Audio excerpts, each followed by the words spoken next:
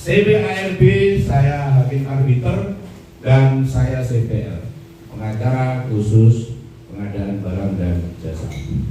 Mudah-mudahan apa yang saya pelajari bisa menjadi bagian dari solusi, bukan menjadi bagian dari masalah. Tepuk tangan untuk Grip. Saya belum tahu sedalam apa, sepenting apa hal-hal yang penting itu termaktub di dalam ADART. Tetapi saya mau mengembangkan tulisan bersama rakyat, tegak lurus membela keadilan, membela rakyat. Ini yang kadang-kadang terlalu mudah diucapkan, tetapi sangat sulit dikerjakan. Apalagi kalau belum kaya seperti Abah Slamet, biasanya hanya omong. Itu Indonesia. Kalau belum kaya nggak bisa teriak-teriak seperti dia. Lu ngomong apa? Kira-kira gitu ya. Kalau saya teriak seperti ini, pastinya saya juga sudah kaya. Kira-kira gitu ya. Kalau belum kaya jangan, nanti diketawain orang ya. Oke. Kenapa saya tertarik bersama rakyat tegak lurus? Di Indonesia ini ada Undang-Undang Perlindungan Konsumen nomor 8 tahun 199, lebih tua dari Undang-Undang Kepolisian. Namun rakyat tidak tahu isinya apa. Ketika rakyat tidak tahu, bagaimana bisa memperoleh haknya? Saya kebetulan pernah sekolah hukum S1, S2, S3 tentang perlindungan konsumen. Dan disertasi saya membedah tentang Undang-Undang Perlindungan Konsumen dengan judul Rekonstruksi Hukum Perlindungan Konsumen. Karena rakyat banyak tidak tahu. Kenapa saya tertarik dengan bersama rakyat? Makhluk hidup yang paling tinggi pangkatnya di negara Indonesia namanya rakyat.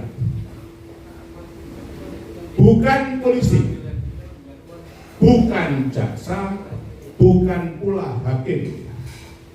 Polisi bekerja atas Undang-Undang Polisi, Peraturan Kapolri, Peraturan Kabarislim, dan Kode Etik. Jaksa bekerja atas Undang-Undang Kejaksaan, hakim atas Undang-Undang Kehakiman. Saya advokat harus mengerti semua ilmu itu untuk membela rakyat. Kehadiran Grip di tengah situasi politik yang kacau balau, di tengah situasi yang karut-marut, Grip sepantasnya menjadi bagian dari solusi, bukan bagian dari masalah itu sendiri. Jangan sampai harapan saya orang masuk Grip itu untuk melindungi bisnisnya. Jangan sampai nanti pengusaha-pengusaha itu masuk Grip untuk melindungi bisnisnya. Itu akan bertubrukan dengan rohnya Grip bersama rakyat. Jadi mari bertanya kepada diri masing-masing, saya masuk Grip untuk apa?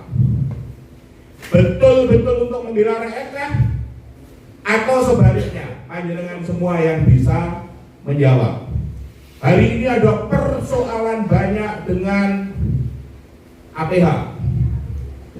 APH tidak bekerja berdasarkan aturan, tetapi APH bekerja atas perintah komandan dan atas titipan-titipan dari yang bisa bayar. Saya berharap Grip bisa hadir menguak peristiwa-peristiwa itu semua. Dari pagi saya keliling ke Sidoarjo, luar biasa.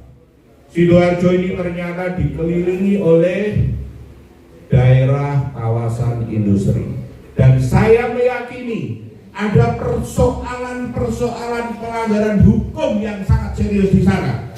Tentang apa?